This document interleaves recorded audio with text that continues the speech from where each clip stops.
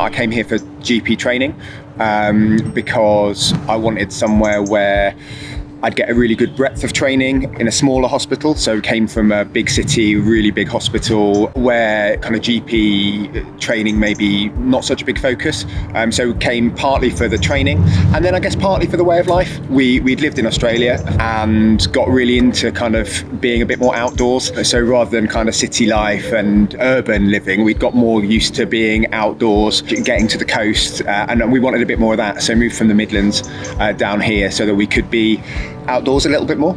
If I say one of the lovely things about being in Glastonbury is we've got the Abbey, and one of a birthday present a year and a half ago, sort of just after the pandemic, was my practice manager gave me an Abbey pass, and if I've got 20 minutes, which I try and make every week, I'll get out and have a walk, and that's just being able to leave the practice and have some fresh air and just run out sometimes and just have time to think and de-stress before you get back in is amazing, and an opportunity to do that.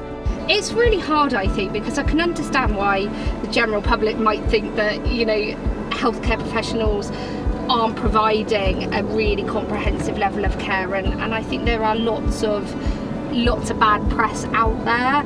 And my experience is that actually most healthcare professionals try and do above and beyond to make sure patients are not only seen but are reassured and can access, you know, the right support at the right time. And part of my role was in recognition of actually there are lots and lots and lots of patients in the community that perhaps are unable to come into the surgery for a variety of reasons, and that might be physical health, it might be mental health, it might be a combination of lots of different things. But actually, you know, how do we make sure that we can actually access these patients and make sure that they are also getting a really comprehensive assessment and review?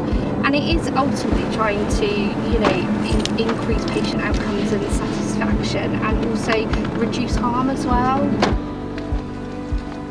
I guess you've got work-life balance being the amount of time you're in work and the amount of time you're out of work, and that can be the same wherever you are. I guess it's the quality of what you do when you're outside of work. So, you know, I live in Taunton, so I live in the county town of Somerset.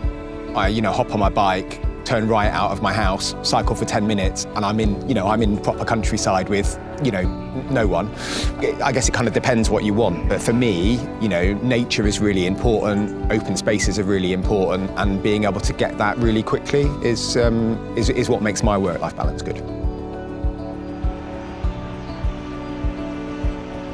There's lots and lots of kind of mandates that come down that are lost in translation and end up, you know, being probably obstructive to what they're trying to actually achieve, and they're often led by people who've never had time at the coal face, and it's really hard to then achieve what they think they need and make it that it's actually something that is useful. And, you know, we can usually manage that here because we've got that, you know, I've been here a long time, I've seen all of it and I know what works, and we can tailor it to make sure it works. But it makes it really hard. I don't know how anyone coming into this environment now can kind of keep up with it and know what is important and actually what matters. Because I don't think anyone can do everything, you know, because there's gold standard of projects in 50, 60, 70 areas all the time, and you just can't achieve, you know, even, you know, bronze standard in 70 things. So I think knowing actually what really matters, what matters to the patients, what makes the staff happy and want to come and work for you, and keeps the, you know, the quality of the care up is what you need, and that has to kind of come first. Look, I guess it's really hard because you don't want to compare to other places, and I'm sure people have wonderful family lives who live elsewhere as well. But for me, you know, my kids go to a lovely school, got lovely friends. They can be outside, you know, there's lots of kind of safe open spaces for them to play. And, you know, I think that's really important for me, being able to get to, you know, the coast easily at the weekend for your day, or even, you know, quite often, my birthday's in the summer, so we quite often pick the kids up from school on my birthday and go down to the beach for fish and chips for tea.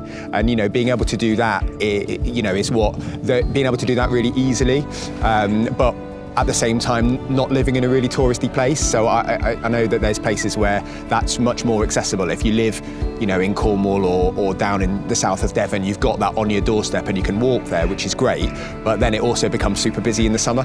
Whereas I kind of feel like I've got the best of both, because I can get there really easily, but I don't have to be overwhelmed in the summer. So, you know, it works really well for me.